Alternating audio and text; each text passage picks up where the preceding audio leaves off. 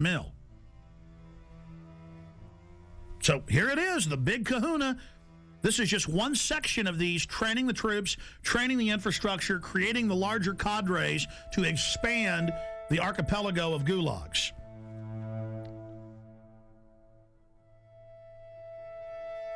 New legislation authorizes FEMA camps in the United States. And it says 6 major camps across the country with hundreds of sub-region camps. Now, if you watch my films and read the documents we put out, that's exactly what we said the camps are and how they operate, because we reverse engineered all this.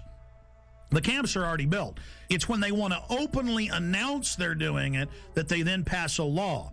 And they say, oh, all these shut down military bases that they've been keeping refurbished and putting barbed wire facing in and putting in showers and bunks, and we knew that those were to be the FEMA camps, because in the FEMA documents and the congressional leaks and from people that worked at the camps, we knew, and we would list the camps.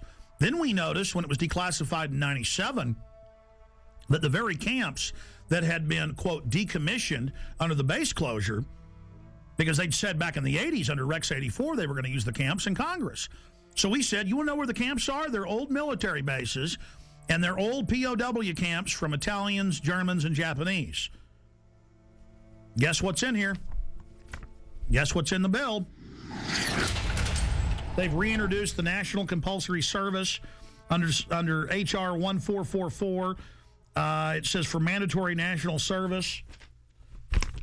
Defense Department announces civilian expeditionary workforce in Pentagon Directive 1404.10. It says management retains the authority to direct and assign civilian employees either voluntarily or involuntarily or on an unexpected basis to accomplish DOD mission. So, see, they're saying they're going to create a 7 million man. That was in the New York Times. The Congress said. I kept saying a million because Obama said as big as our army, as big as the military. That'd be 1 million people. They say 7 million now, and that they're going to draft you into this, and they'll decide, no more draft boards, if you stay here or if you go overseas.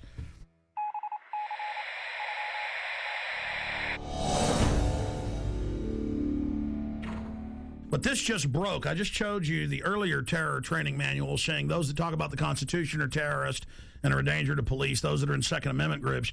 Here is the MIAC strategic report, and this is 2/2009, the modern militia movement.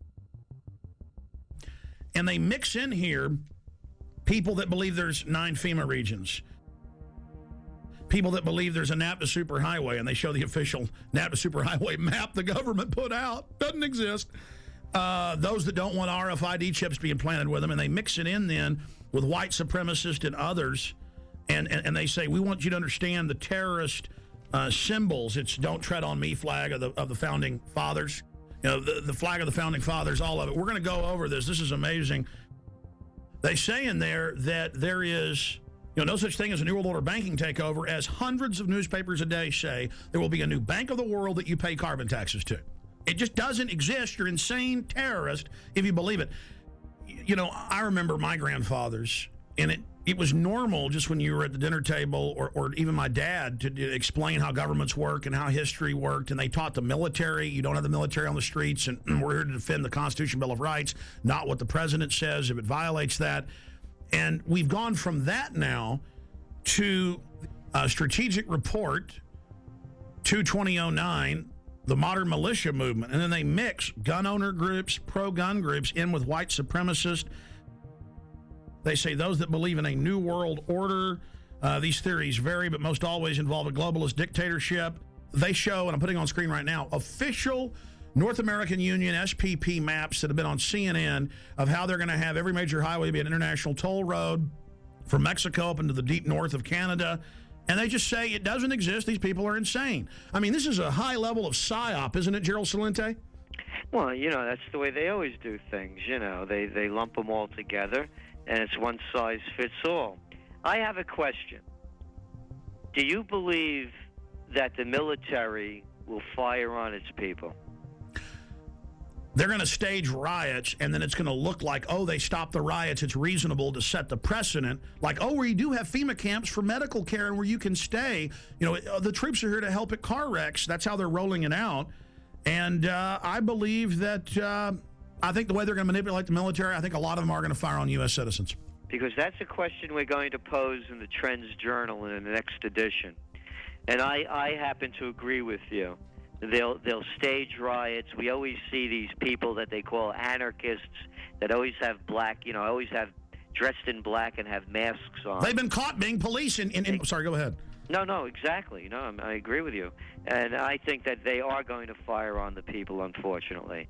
No, don't shoot me, please! Don't shoot me! I haven't done anything! Don't shoot! In this training manual that's going out to police everywhere in the country, it has a, don't tread on me flag. It shows America, freedom to fascism, and the film Zeitgeist in it.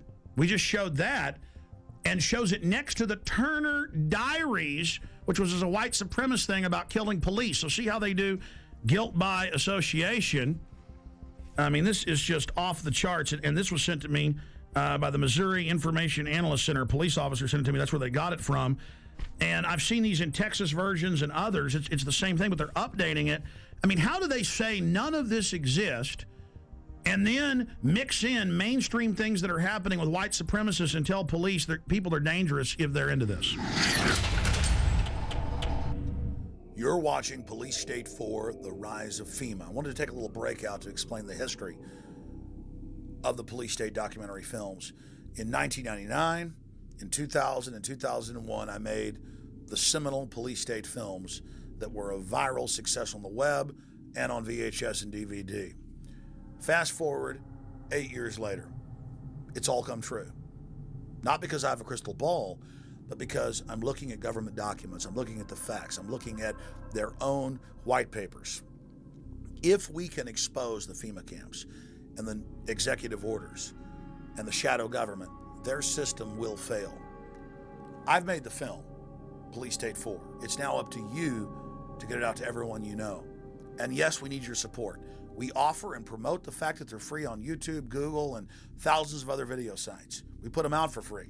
But we do ask you to give us the seed money, the support to run our websites, to do the syndicated radio show, and to make future films. So if you want this documentary in the best quality available and to have the expanded extras, please visit Infowars.com and purchase Police State 4, The Rise of FEMA. You can call toll-free, 888-253-3139. You can visit Infowars.com or PrisonPlanet.com. If it hasn't been blocked in your country yet, many have. You can also write to us at Infowars, P.O. Box 19549, Austin, Texas 78760. PrisonPlanet.tv is a better tool than ever in the info war.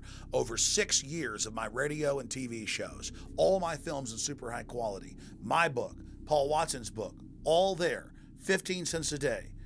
Your support of PrisonPlanet.tv empowers the resistance to unlock minds worldwide.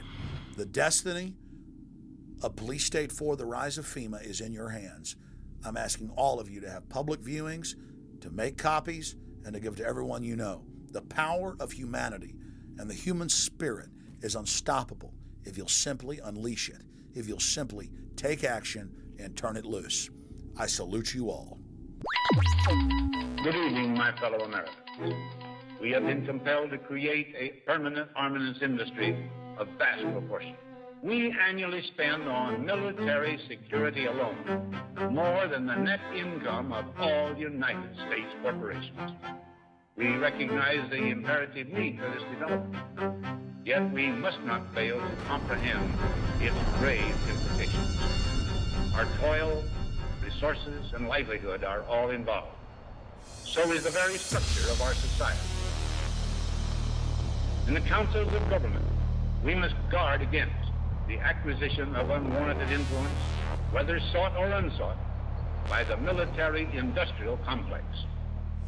The potential for the disastrous rise of misplaced power exists and will persist. We must never let the weight of this combination endanger our liberties or democratic processes. Only an alert and knowledgeable citizen can compel the proper meshing of the huge industrial and military machinery of defense, the prospect of domination of the nation's coffers by federal employment, project allocation,